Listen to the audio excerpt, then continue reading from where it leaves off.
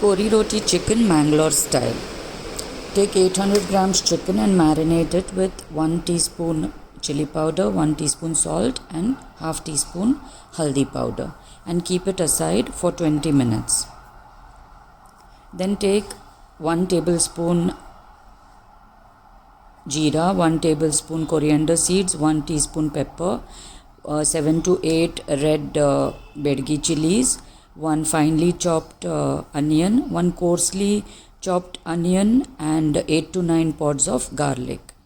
Now add all these dry ingredients to 1 tablespoon of oil and nicely fry it till it leaves fragrance. Here I have used jeera, coriander and red chilies and the pepper.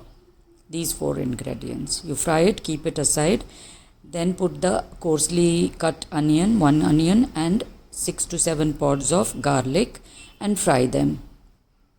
When they are a bit fried, add the coconut. Here in this recipe we need 1 full coconut. Here we need to add quarter coconut. Either it's grated or pieces of the coconut. Fry till it's brown. When it's cooling down, make coconut milk ready with the remaining 3/4 of the coconut that is grated. Here you need grated or pieces of coconut which you make it into a fine paste and sieve it. And you can use a glass to press and remove all the coconut milk from it.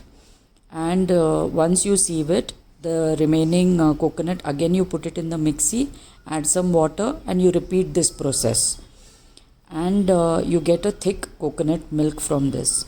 And the remaining coconut, once you sieve out all the coconut milk, that the coconut that remains, you can use it to make any chutney or you can use it at any other gravy. Now the coconut milk is ready and the dry ground masalas are also cooled down. Now make a fine paste by grinding this and keep it aside. Now take a pan, put 2 tablespoon oil and 2 tablespoon ghee in it. This is a Mangalorean dish and it's a gravy dish served on crispy rice rotis. These are available in any Mangalore store or you can even eat it with chapati or serve it with rice. Now once the oil and ghee is boiled, add the marinated chicken in this and let it fry in this for say 4-5 minutes till the chicken is parboiled. Keep stirring in between.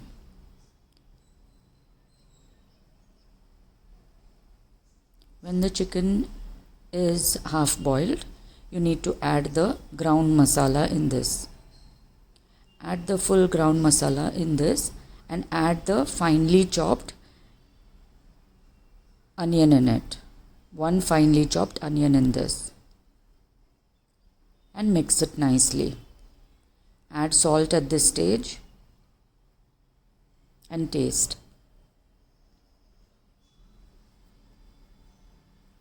Add half of the coconut milk at this stage and let it boil nicely till the chicken is completely boiled. Keep checking in between and boil it on medium flame.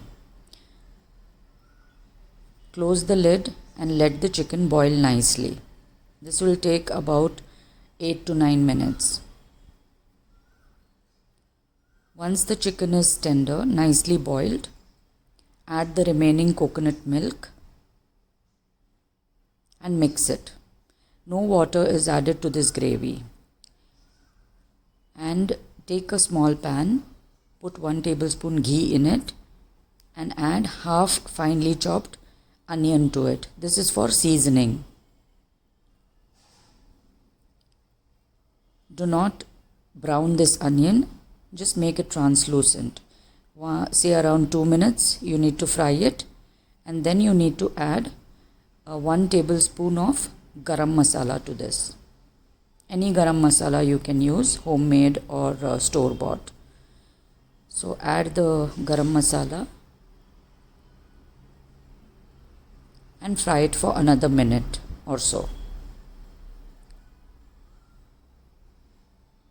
It leaves a lovely fragrance See that this doesn't burn. It should just fry a bit. Now the gravy is completely boiled. And there's a tip here: if the bubbles are equal everywhere throughout the gravy, then they say the salt is proper for the gravy. Now add this fried onion with the garam masala to this mixture, to this gravy, and just close the lid and leave it for 1 minute. Now open the lid and mix it nicely and squeeze 1 lemon into it. Juice of 1 lemon, 1 full lemon into this. We do not use tamarind or tomatoes for this gravy, so we have to add lemon to it. Mix it nicely and serve it piping hot with the roti.